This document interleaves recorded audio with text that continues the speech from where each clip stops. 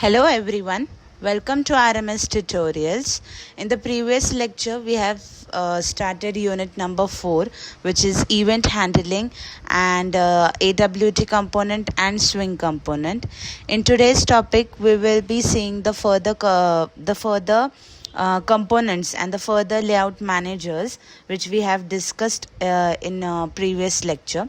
तर त्याच्यामध्ये आपण फ्लो लेआउट बघितलं, बॉर्डर लेआउट बघितलं, म्हणजे आपण जाणून घेतलं की what is border layout, what is grid layout and what is the menu bar component, right. But in this lecture we will be seeing of like कसं आपण बॉर्डर लेआउट यूज करून आपण एक प्रोग्राम डेमॉन्स्ट्रेट घेणार आहोत, border लेआउटचं, grid लेआउटचं.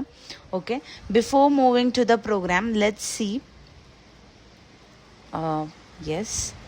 let's see the syllabus which was left in previous lecture. Unit number 4 मध्ये आपण सगळे कंपोनंट्स बघणार आहोत, लेआउट मॅनेजर्स, स्विंग बघणार आहोत, स्विंगचे कंपोनंट्स, इव्हेंट हँडलर्स आपण बघणार आहोत. युनिट नंबर 4 हा total you can see over here 14 आवर्सचा आहे आणि टोटल मार्क्स 16 आहे. म्हणजे सर्वात इम्पॉर्टंट युनिट जर असेल तुमचा जावा प्रोग्रॅमिंग कोर्समध्ये तर तो हा 14 आवर्सचा 4th युनिट जो आहे 16 मार्क्सचा तो आहे. ह्याच्यामध्ये बहुतांश जे क्वेश्चन्स पडतात ते ह्या युनिटमधून पडतात. ओके, आणि तुमचे जे प्रॅक्टिकल्स पण आहेत ते from practical number 14 to practical number 22 एवढे प्रॅक्टिकल्स तुमचे युनिट नंबर 4ला रिलेट करतात. Okay, so let's go without wasting time, let's move forward to our practical number. Let's see what is grid layout and then we will see what is border layout.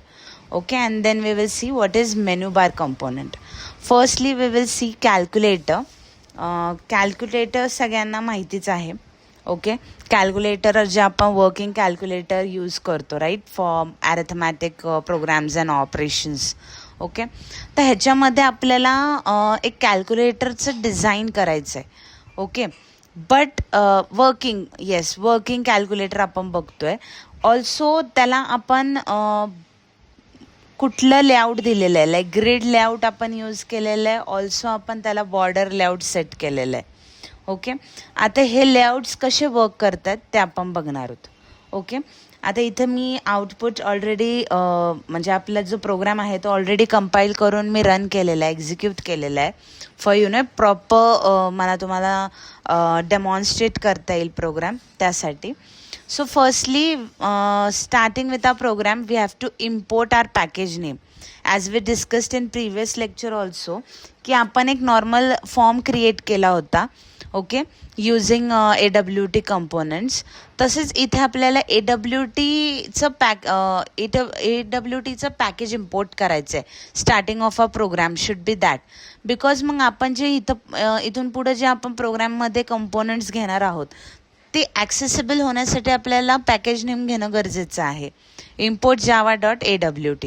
Okay, next we have to define what is the name of class and class name, जो इथं आपण calculator असं धरलेला आहे. Next आपण command line argument दिलेली आहे. Next इथून आपला ॲक्च्युअल प्रोग्राम स्टार्ट होतो आहे. आपण पहिलं फ्रेम F=न्यू फ्रेम घेतलं आहे, राईट. Y frame? बिकॉज आपलं जे आउटपुट आहे ते एक पर्टिक्युलर फ्रेममध्ये आहे, राईट. तुम्ही बघू शकता इथं हे जे फ्रेम आहे ह्या फ्रेममध्ये तुमचे सगळे कंपोनंट्स, लेआउट्स आणि everything is emerged in a frame. So we have to create a फ्रेमचं ऑब्जेक्ट क्रिएट करावं लागणार आहे. Frame F=न्यू frame. ओके, आणि नंतर त्या ऑब्जेक्टला आपल्याला काय पर्टिक्युलर काय म्हणतात त्याला, आपल्याला त्याला हे द्यावं लागणार आहे, साईज, लेआउट्स, विजिबिलिटी पर्टिक्युलर त्या फ्रेमच्या ऑब्जेक्टला. ओके, सो इथं F.set साईज आपण 400 ठेवलेली आहे. ओके, ह्याची जी साईज आहे ती आहे 400. त्याच्यानंतर F.set लेआउट. मग आपण लेआउट पहिलं काय घेतलेलं आहे, फ्लो लेआउट. म्हणजे जेव्हा आपण कंपोनंट्स ॲड करणार आहोत त्या फ्रेममध्ये तेव्हा आपण त्या फ्रेमचे कंपोनंट्स कसे ठेवलेले आहेत, फ्लो लेआउटमध्ये ठेवलेले आहेत, like top to bottom, like a flow chart. Okay. Next आपण काय केलेलं आहे, सेट विजिबल ॲड केलेलं आहे. विजिबल म्हणजे काय की ट्रू केलं म्हणजे आपल्याला हा आउटपुट दिसणार आहे की नाही. नेक्स्ट पॅनल्स घेतलेत आपण, panel P1, panel P2, panel P3 as such frame. Panels म्हणजे काय की त्या पर्टिक्युलर पॅनलमध्ये आपण त्या गोष्टी ॲड करणार आहेत. आता इथे 3 पॅनल्स घेतलेले आहेत आपण, राईट. पॅनल 1 हा पूर्णपणे जो आहे तो बॉर्डर सेट करणार आहे, म्हणजे हे जे बॉर्डर्स आहेत ते बॉर्डर सेट करणार आहे पॅनल 1. पॅनल 2 काय करणार आहे, पॅनल 2 फक्त तुमचं जे हे टेक्स्ट फील्ड आहेत ते एक घेणार आहे. पॅनल हे दिसत नाही, ते इनविजिबल्स आहेत. ओके. आणि पॅनल 3 मध्ये आपण ॲक्च्युअल हे बटन्स ॲड करतोय. अशा प्रकारे आपले 3 पॅनल्स युटिलाइज झालेले आहेत. पॅनल 1 आपण घेतला, त्याचा ऑब्जेक्ट क्रिएट केला आणि त्या ऑब्जेक्टला आपण काय केलं, सेट लेआउट दिलेलं आहे बॉर्डर. ओके. एक बॉर्डर आपण सेट केलेली आहे. ओके. न्यू बॉर्डर लेआउट म्हणून. नेक्स्ट आपण काय केलेलं आहे, टेक्स्ट फील्ड घेतला आहे T1, जो इथे आपण एंटर करू शकतो, राईट. इथे आपण एंटर करू शकतो 2.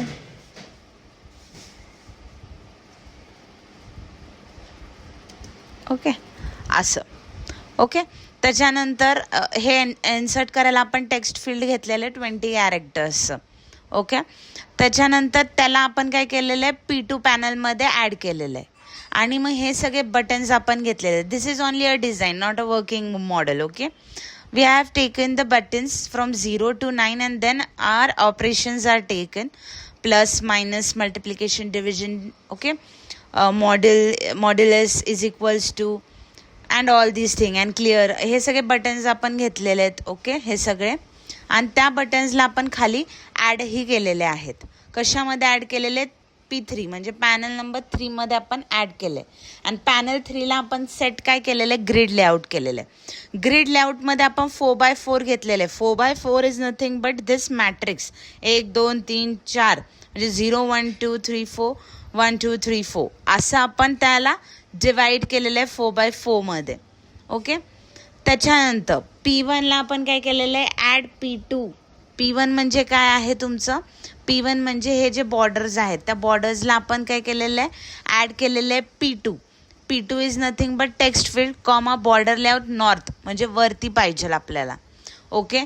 P3 बॉर्डर लेआउट सेंटरमध्ये घेतलेले आहेत आपण हे सगळे बटन्स. जर आपण ह्याला साऊथमध्ये टाकलं असतं तर हे जे आहे हे जे बटन्स आहेत ते खाली साऊथला सेट झाले असते. ओके. आणि शेवटी आपण काय केलेलं आहे, त्या P1 मध्ये P2 आणि P3 ॲड केलं आहे आणि शेवटी त्या P3ला आपण त्या फ्रेममध्ये ॲड केलेलं आहे F.add.P1. Okay. And thus a program is त्याचं डिझाईन असं क्रिएट होऊन आपल्याला आउटपुट आलेलं आहे. This is nothing but border layout and flow layout and grid लेआउटचं एक एक्झाम्पल आहे. ओके. हा आहे तुम्हाला प्रोग्राम इकडे. Practical number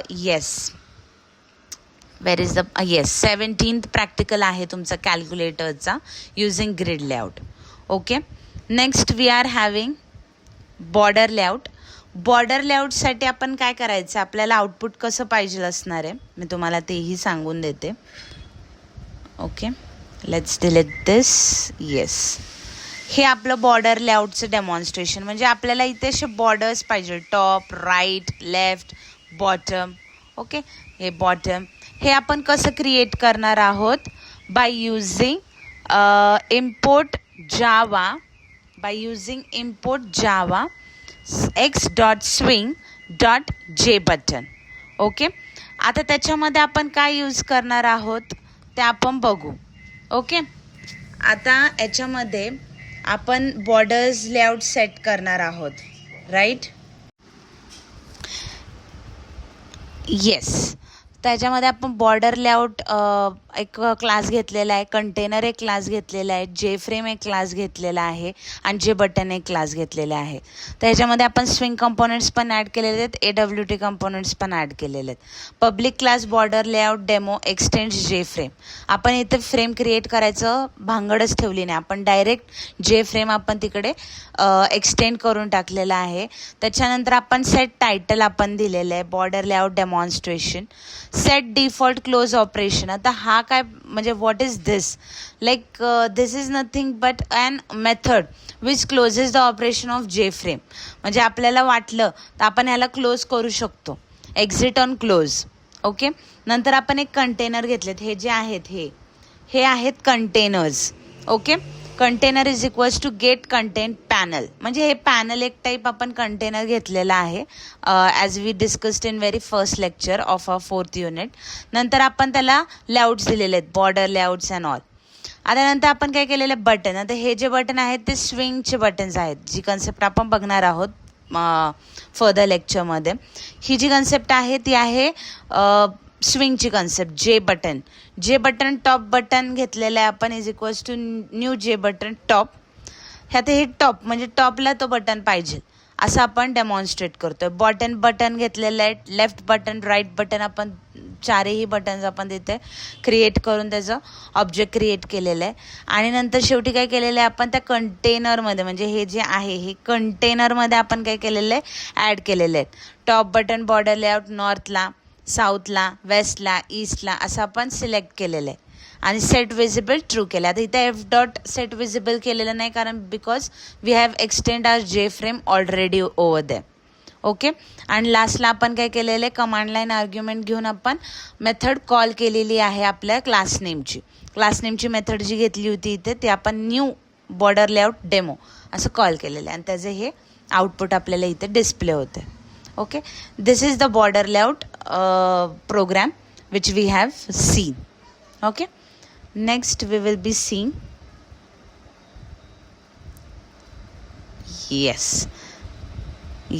next we will be seeing a menu bar option.